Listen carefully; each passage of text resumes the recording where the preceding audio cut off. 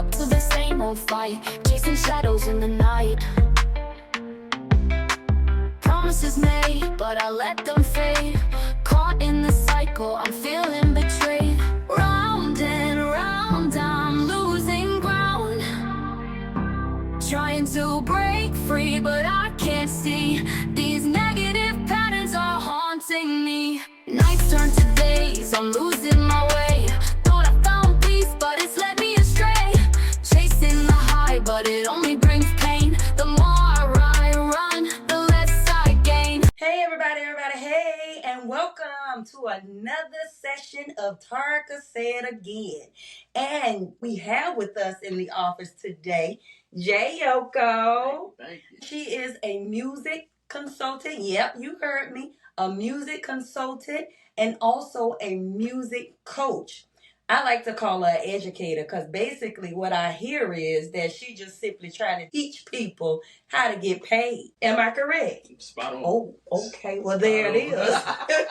There it is. I just right out the bag want to ask, do you deal with independent artists or label artists? Do you have a specific? So I'm predominantly with the indies. Indies, okay. Always have Okay. been.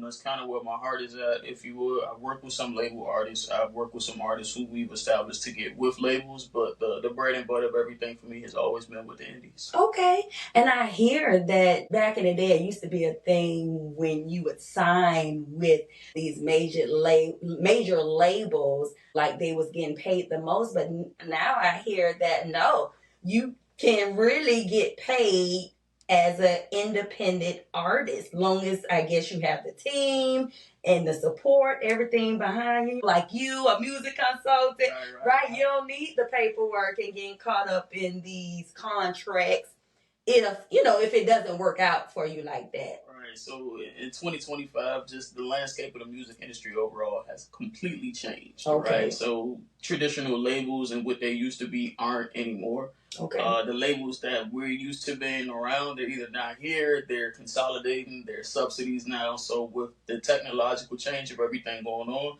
it's like the labels had to catch up and figure out how do they now make money with this technological change too, right? Mm-hmm. So anything from the streaming to the AI situation, but I always tell people this goes back to just when CDs came out, everybody was trying to figure out what we're gonna do now. When Napster first came out and then we had iPods, everybody was trying to figure out, what do we do? So we're in this age right now where nobody really knows what's going on, right? So it's so many different changes, and on top of that, labels are firing so many people. You know what I'm saying? Warner is letting go of 300 people this year alone. So when I hear artists that are like, I want to go to a label, in my head I'm like, where you going then? Because, it's not a lot of places that are there. So a lot of people are pivoting to being independent, not only for a little more freedom, whether it's creative control, whether it's, financial side, but also these labels that we used to go to are just not there anymore. Got you. So in thinking, are you able or are you at liberty to share a few names that you've worked with before? Let's see. I work with a lot of Florida artists. Okay. So I actually started in Jacksonville. Okay. Duval. So, right. Okay. Duval. So I've been with Steve McFlurry, Mean Gene, Chameleon. Because it'd be so many, but it's behind the scenes stuff for real. I remember when Goonie was out. I remember when Top Flight was around. I'm trying to think who else. It'd be so many. Well, you said quite a few. So I mean, hey. Those was all my starting crew, if you would, for a Bit Show and all of them. So those are kind of all the folks that I started with, if you would. So now it's kind of more of a mix. I started with a lot of Duval artists, street artists type thing. You feel me? So now I branched out to I got street artists, but I got pop artists, I got R&B, I got Latin folks, I got global, so just doing all kind of different stuff. Yeah, and expanding your genre. I like that. I like that. So what trends are you seeing today that I guess you would say that's in the music industry that your younger or your newer artists should possibly pay attention to? Believe it or not, emotions. Right, and I know that's very kind of cliche, if you would, but I've been trying to tell people the new genre, if you would, is feeling. Okay. So everything now is about how do we get people to relate or feel how you want them to feel through a certain song, right? And one of the reasons why I'm trying to tell people to pay attention is, again, I told you before, I'm a geek, right? So I pay attention to everything. Right now, there's a song that's on Billboard. It's number 1. Okay. Right? This song was from a movie. Okay. A Netflix movie. And the artist is a fictional group. What? Right? So I think it's called like K-pop Demon Slayer or something like that, I've right? heard of K-pop. Okay. So there is a movie on Netflix about a K-pop group. This is a fictional movie. This is an animated movie. And one of the songs from the movie is the number 1 song on Billboard right now. And that's all fictional. But the reason is this movie has so many emotions in it. And these songs are so specific about, oh, I'm going through a breakup, I want to do this, I want to do that, and people feel it, right? So that's what I'm trying to tell people. The new currency right now is emotions. Even when we go to social media, right? I've been telling a lot of my clients, or asking them and challenging them, are you posting on social media just to post a post? Or are you doing it to try to connect? Okay. And most of them be like, yo, I just post a post. I'm like, that's why it's not working. No. You coming on social media and you making an announcement. You're not having no way for people to be able to resonate with you, connect with you, or have some type of conversation, right? I made a post the other day that just was like, things just feel heavy in the music industry right now, so I just want some of my people to know, like, don't worry about it. Don't worry about trying to be on playlists. Don't worry about trying to be number 1. Like, you have art that nobody can say is invaluable. You just got to keep putting it out. You got to keep making it. I got so many just random replies and all kind of stuff because people felt it. Right. So the new currency is feelings for real. Because look at the world. The world's on fire. Yeah, it is. People are trying to figure out, how do I keep going? Or they're looking at other people and living vicariously through them and being like, wow, I want to feel that way. Or that makes me feel good. Or hearing somebody else is in this situation, they're like, damn, me too. But they kept going type thing. So I keep trying to tell people, if you can connect with folks and get them to relate with you and feel, you're going to keep people forever versus just posting posts. I love that. Listen, you know, when I first met you anyway, I was like, I love how you talk, you articulate, you're deep. It's like critical thinking and just going outside the box. Because when I asked that question, I honestly was expecting you to give me something tangible as far as a trend. Something and dealing with a feeling or emotion. I wasn't expecting that. But you got to think, music is energy. Yeah, you're right. Right, and all we doing is bouncing stuff back and forth. This is why I'm a little different. I tell people my brain is wired completely different, right? So when I look at things, when it comes to music, everything is psychological. So I always tell people, like, you know, why this track not doing good? Can't nobody relate to it. Okay. You know what I'm saying? And when you go deep into that psychological side of, like, can people feel this way? Is somebody going to relate? Because I just made a song about how I got a Bentley. Everybody don't have that, though. So how many people going to be able to relate to this? Got you. Versus me being able to say, yo, I had a rough day. This day been kicking my ass, but I'm going to keep trying. How many people going to be like, that's bro, me. That's me right That's now. My story. You feel me? You talking to me right now. Yeah, they going to. You're right. Connect. You're So I always tell people, like, it's way deep in the music for real. If you're able to see the depths of it, you're able to figure out how we can get more people to tune into you. Because, again, it's not just physical. Outward, it's yeah. deeper. Right. Aside from that, like, what mistakes you think the newer artists might make being in this industry? They hate content.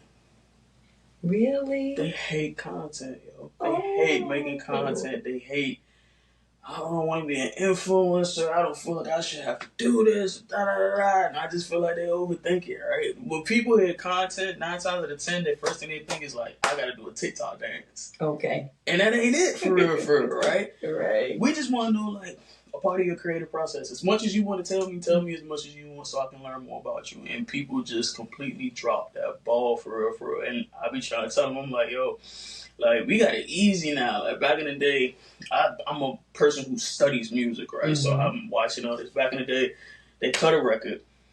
That mean they had to go physically to the radio stations, physically to whatever little magazine, physically to the photo shoots. They sitting in the mall, they signing CDs, they taking pictures. It was more work back then. You had to move your feet. Yeah.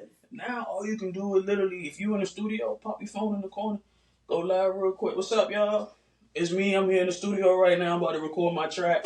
So I just want y'all to see what's going on. You get in the studio.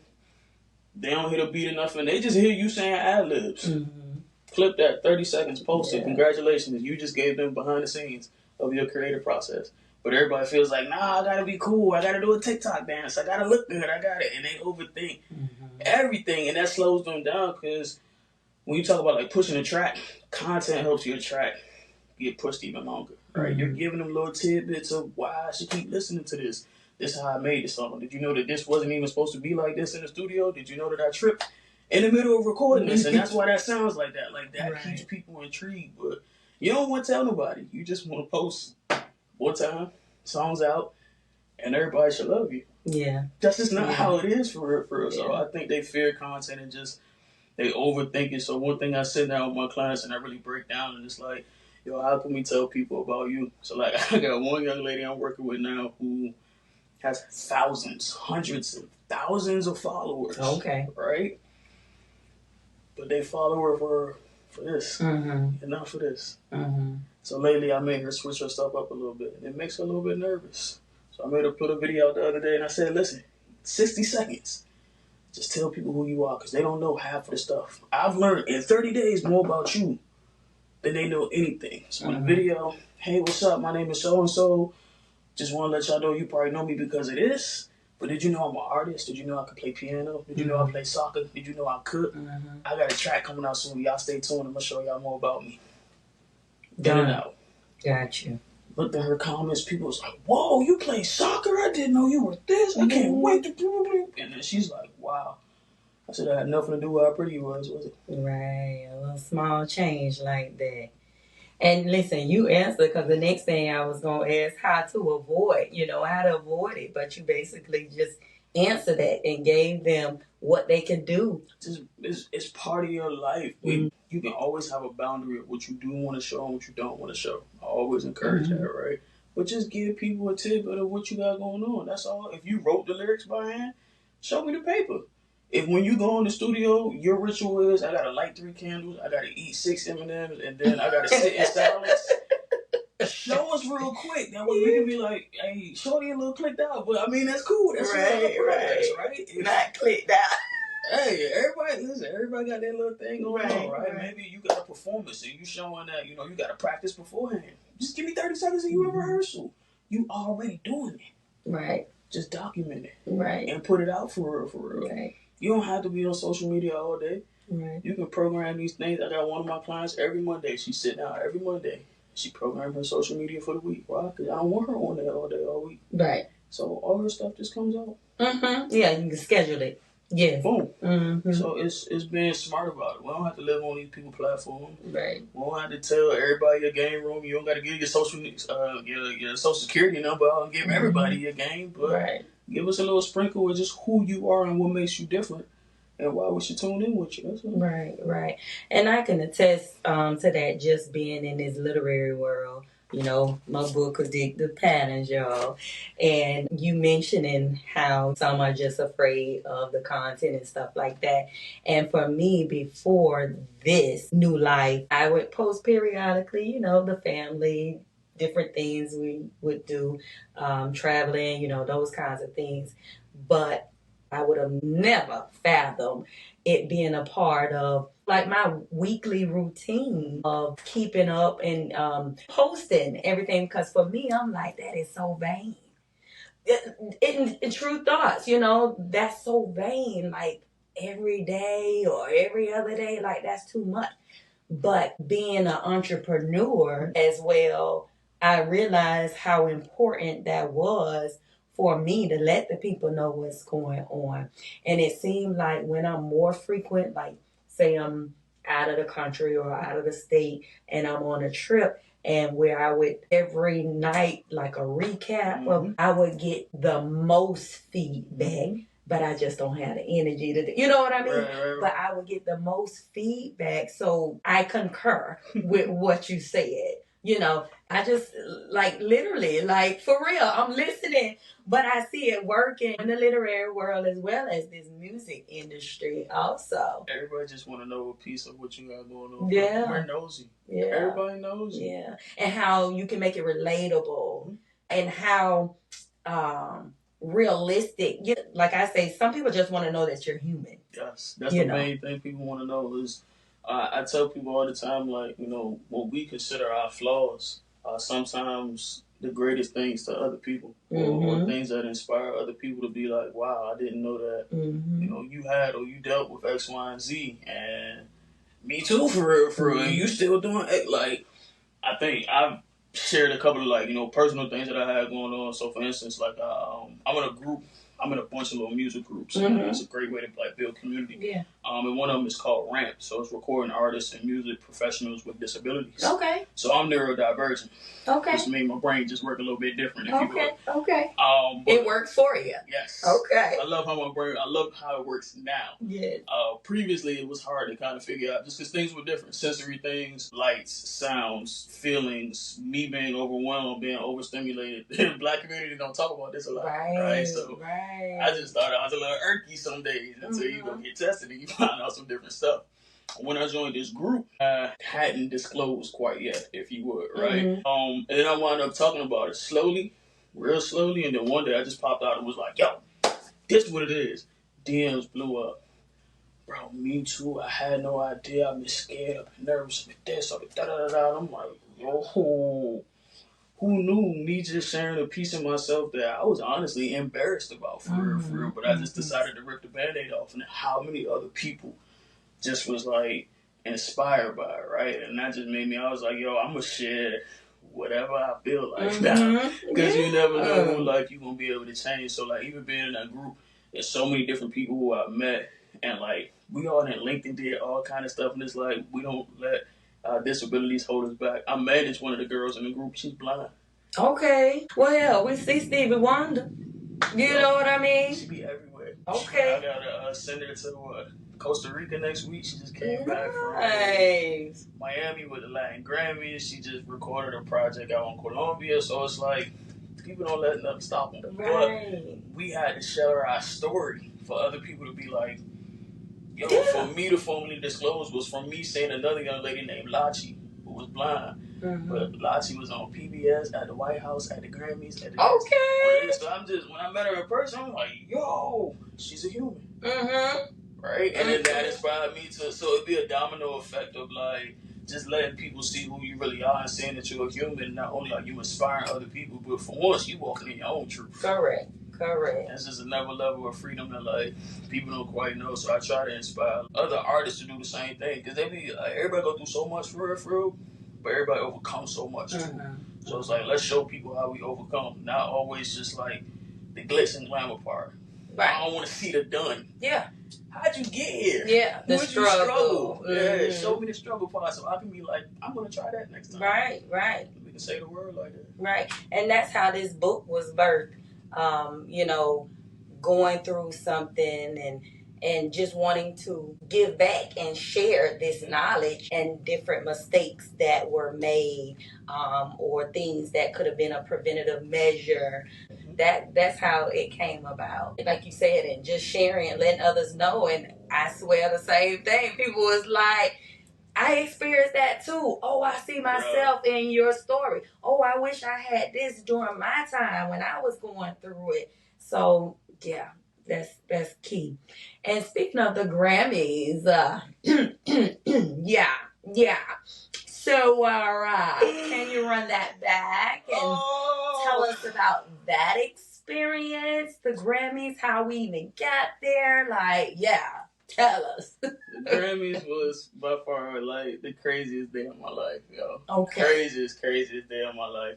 So I am a member of the Recording Academy. Okay. Which is the group, if you would, that hosts the Grammys type thing. So me being a member, I actually get an invite every year. Okay. So I've been a member for a couple of years. No, I was just kind of sitting back waiting, if you would. And last year was just the year that I was like, you know what, we're doing it. So that was actually my birthday gift to myself. Nice. Was buying Grammy tickets. I took my partner out there with me. That was my first time in LA. Mm-hmm. First time at the Grammys. It was just a bunch of firsts, if you would. So I take it. Your birthday in January. January in LA. February is the Grammys. Because I went out in March some years ago, and I believe they shifted okay. Something. Yeah. Okay. It used to be in March, but now they pushed back a little bit to February. And then this year was weird too because they had the fires in Cali. Yeah. So it was a lot of like shifting and we didn't think that they were going to have it, but they wound up keeping it though. Okay. So yeah, it was the first weekend of February this year. My birthday is on the 26th, so it pretty much was like my birthday was in the middle of the week. So you're Pisces? Nah, I'm an Aquarius. Why am I off? I'm an Aquarius. Okay. I'm the weird crew.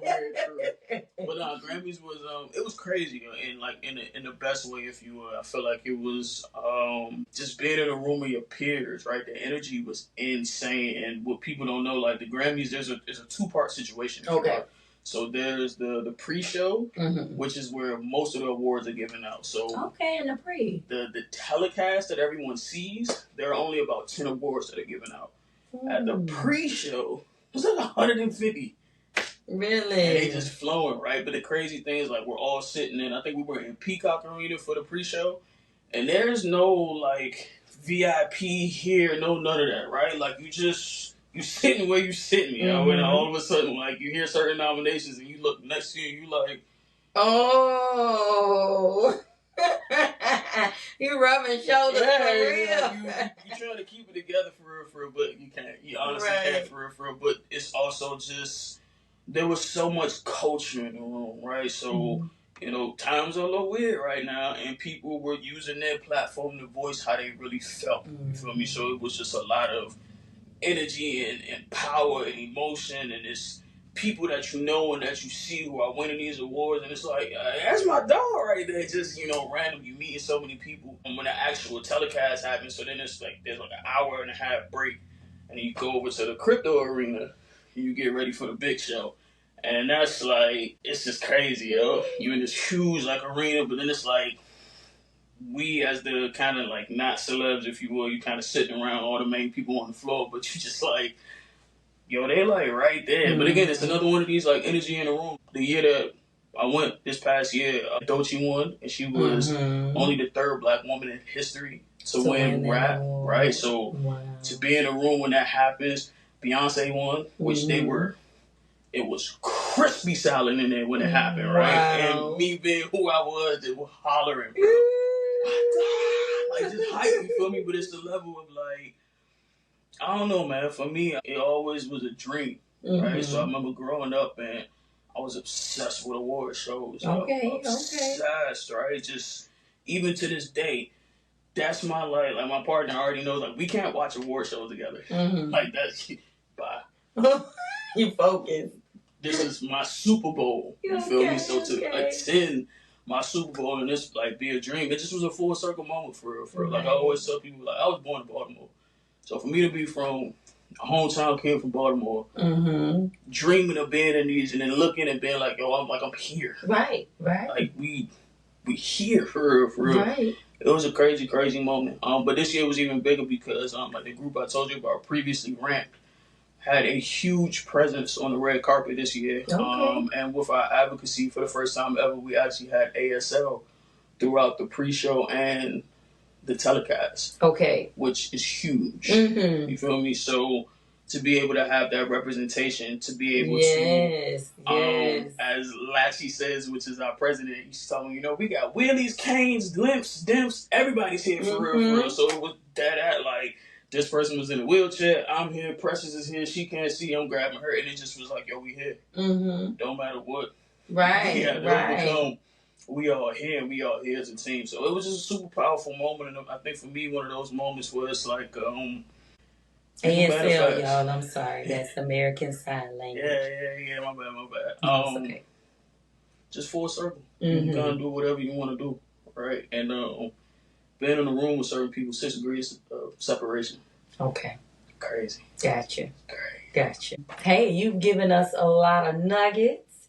And is there any final words that you would want to tell an artist? Old, new, beginner, veteran. I'm going with the same 3 words I always tell. Okay. Trust your struggle. Trust your struggle. You're not where you want to be, but you probably not where you was yesterday. You're probably not where you was a couple days ago. You have your own destiny. You have your own vision that God gave to you. Trust your story and trust what you got going on. It's going to work out. Everything going to be straight. But you got to trust where you at. You got to trust that struggle piece. I love it. And watch it come to fruition. All right. Well, there it is. You've heard it right here in the studio of Tarka Say It Again with Yoko. Yes. Don't forget to like, share, and subscribe on YouTube, iHeartRadio, and Spotify. Have a good one. Peace.